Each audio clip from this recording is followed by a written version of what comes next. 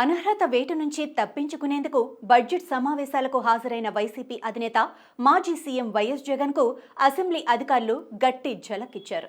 సోమవారం ఉదయం ప్రారంభమైన అసెంబ్లీ బడ్జెట్ సమావేశాలకు సంబంధించి ఉభయ సభల సభ్యులను ఉద్దేశించి governor justice S Abdul Nazeer ప్రసంగం మాత్రమే చేశారని ఉన్నతాధికారులు వెల్లడించారు. తొలి రోజు సోమవారం జరిగిన సెషన్ వర్కింగ్ డే కాదని అసెంబ్లీ ఉన్నతాధికారులు తేల్చి చెప్పారు. అసెంబ్లీ సాంప్రదాయం ప్రకారం సమావేశాల ప్రారంభానికి ముందు గవర్నర్ ప్రసంగం ఉంటుందని, ఆ క్రమంలో సోమవారం ఉభయ సభలను ఉద్దేశించి గవర్నర్ చేసిన ప్రసంగం కస్టమరీ సెషన్ మాత్రమేనని ఈ సందర్భంగా అసెంబ్లీ ఉన్నతాధికారులు స్పష్టం చేశారు. అయితే మంగళవారం నుంచి అసెంబ్లీ సమావేశాలు సాంకేతికంగా ప్రారంభం కానున్నాయని తెలిపారు.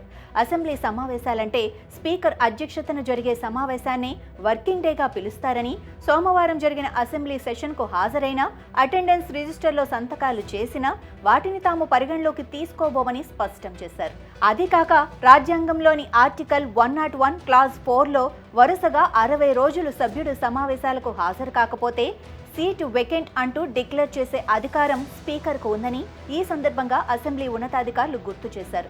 మంగళవారం నుంచి అసెంబ్లీ సమావేశాలకు వెళ్లకూడదని వైసీపీ నిర్ణయించింది. దీంతో జగన్ మెడపై 60 రోజుల సభకు గైర్హాజరు అనర్హత కత్తి వేలాడుతున్నట్లు అయింది.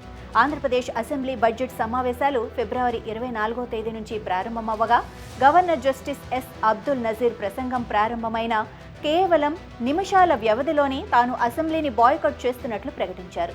తనకు ప్రతిపక్ష హోదా కేటాయించిన నేపథ్యంలో ఈ నిర్ణయం తీసుకున్నట్లు వైఎస్ జగన్ ప్రకటించారు. ఆయనతో పాటు మిగిలిన ఆ పార్టీ ఎమ్మెల్యేలు అసెంబ్లీ నుంచి బయటకు వెళ్లిపోయారు. అయితే బడ్జెట్ సమావేశాలు టెక్నికల్గా మంగళవారం ప్రారంభమవుతోందని, ఈ నేపథ్యంలో వైఎస్ జగన్ అసెంబ్లీని బాయ్కాట్ చేసిన నేపథ్యంలో వైసీపీ సభ్యులు రికార్డులో చేసిన సంతకాలు పరిగణలోకి రావని వారు తెలిపారు.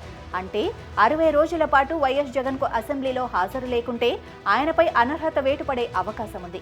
ఈ నేపథ్యంలో ఆయన ప్రాతినిధ్యం వహిస్తున్న పులివెందుల అసెంబ్లీ స్థానానికి ఉప ఎన్నిక వచ్చే అవకాశం లేకపోలేదని స్పష్టమవుతోంది.